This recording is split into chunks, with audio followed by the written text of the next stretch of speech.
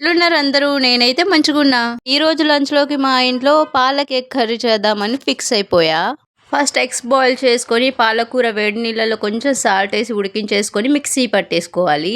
Eggs fry చేసుకున్న ఆయిల్‌లోనే కావాల్సిన మసాలా ఐటెమ్స్ అన్నీ ఏసేసుకొని, ఆనియన్ ఏసేసుకొని, గ్రీన్ కలర్ వచ్చేంత వరకు ఫ్రై చేసేసుకొని, పసుపేసేసుకొని కొంచెం మగ్గనివ్వాలి. పాలకూర ముందు నేను ఇష్టపడకపోయేదాన్ని. ప్రెగ్నెన్సీ టైంలో నేను చాలా హెవీగా తిన్నా పాలకూర. కంపల్సరీ పాలకూర అనేది వారంలో ఒకసారి 2 సార్లైనా తినేలాగా చూసుకుంటా. ఇక మనం మిక్సీ పట్టిన పాలకూర ఉంది కదా, అది ఆయిల్‌లో ఏసేసుకొని ఫ్రై చేసేసుకోవాలి. ఇందులో పెరుగు యాడ్ చేసుకుంటే బాగుంటుంది. కాకపోతే నేను రీసెంట్‌గానే డెలివరీ అయ్యా కాబట్టి నా సి సెక్షన్, అందుకని నేను పెరుగు అవాయిడ్ చేస్తున్నా.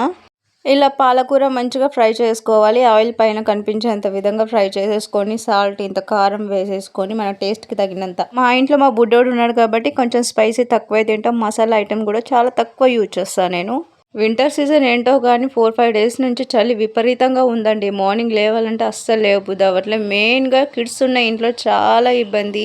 ఈ టైంలో పిల్లల్ని బయటికి తీసుకురాకుండా ఉండడమే చాలా బెటర్. ఇక పాలకూర ఫ్రై అయిపోయిన తర్వాత మనం ఆయిల్‌లో ఫ్రై చేసుకున్న ఎగ్స్ పాలకూరలో వేసేసుకొని ఒక 5 మినిట్స్ మగ్గనివ్వాలి. తర్వాత ఎందుకంటే ఆ ఎగ్స్‌కి ఆ పాలకూర ఫ్లేవర్ మసాలా అనేది పట్టాలి కాబట్టి ఒక 5 మినిట్స్ మనం అలా ఉంచేసుకొని నెక్స్ట్ స్టవ్ ఆఫ్ చేసుకోవడమే. నా వీడియో నచ్చితే లైక్ చేయండి.